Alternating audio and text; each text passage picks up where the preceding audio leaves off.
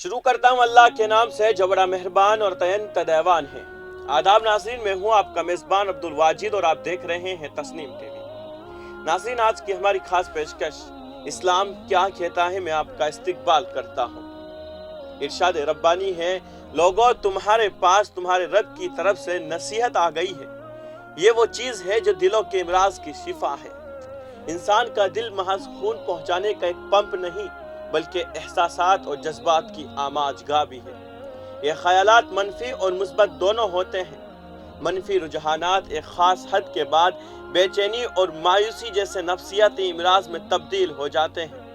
قرآن حکیم ایک مکمل ہدایت نامہ اور دنیا اور آخرت کی کامیابی کا ضمانت کے ساتھ ساتھ قلبی وسوسوں اور اندیشوں سے نجات کا ذریعہ بھی ہے۔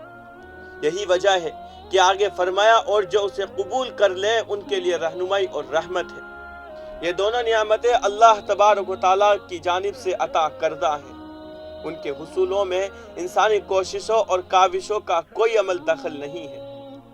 فرمان ربانی ہے، اے نبی صلی اللہ علیہ وسلم کہو کہ اللہ کا فضل اور اس کی مہربانی ہے کہ یہ چیز اس نے بھیجی، اس پر تو لوگوں کو خوشی منانی چاہیے۔ یہ ان سب چیزوں سے بہتر ہے جنہیں لوگ سمیٹ رہے ہیں۔ دنیاوی نعمتیں نہ صرف اخروی فلاح کے آگے ہیچ ہے، بلکہ اگر کوئی شخص ڈپریشن میں چلا جائے تو اس کے لیے دنیا کی ساری عیش و عشرت بے معنی ہو جاتی ہے، یہاں تک کہ وہ خودکشی کر لینے میں بھی پس و پیش نہیں کرتا۔ سورہ ہود میں ان نفسیاتی امراض کی ایک وجہ یہ بیان فرمائی ہے کہ اگر کبھی ہم انسان کو اپنی رحمت سے نوازنے کے بعد پھر اسے محروم کر دیتے ہیں تو وہ مایوس ہوتا ہے اور ناشکری کرنے لگتا ہے۔ انسان بھول جاتا ہے کہ اس کو دنیا میں جو کچھ بھی ملا ہے وہ صرف اور صرف اللہ کی رحمت کے سبب ہے۔ بہت زیادہ قابلیت کے حامل بھی ان سے محروم ہیں۔ یہ نعمت خداوندی اس کی ملکیت نہیں بلکہ امانت ہے۔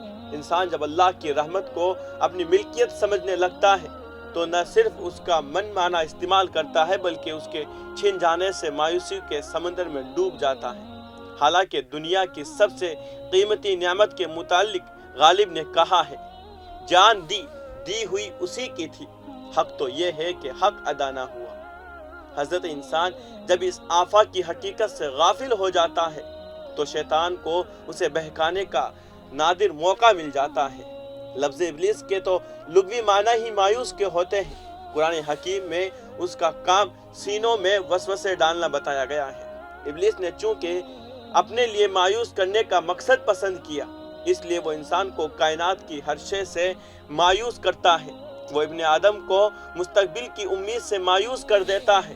یہ کیفیت اس کو حال سے بے فکر کر دیتی ہے۔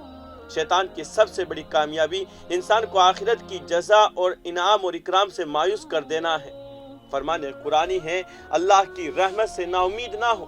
بے شک اللہ کی رحمت سے نا امید نہیں ہوتے مگر کافر لوگ۔ مایوسی کی انتہا انسان کو کفر کی دہلیز پر لے جاتی ہے اور ایسے انسان کے لیے گناہ کبیرہ کا ارتکاب سہل ہو جاتا ہے۔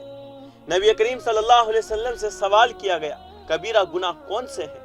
تو آپ صلی اللہ علیہ وسلم نے ارشاد فرمایا، اللہ عز و جل کے ساتھ کسی کو شریک کرنا، اس کی رحمت سے مایوس ہونا اور اس کی خفیہ تدبیر سے بے خوف رہنا سب سے بڑا گناہ ہے۔ شرک کے فوراً بعد رحمت خداوندی سے مایوسی کا ذکر اس کے سنگینی کا مظہر ہے۔ ایسے دل شکستہ لوگ نہ صرف آخرت بلکہ دنیا میں اچھی زندگی جینے، چلنے پھرنے، اٹھنے بیٹھنے، بولنے چالنے، حتیٰ کہ کھانے پینے تک کا اہتمام کرنے سے مایوس ہو جاتے ہیں۔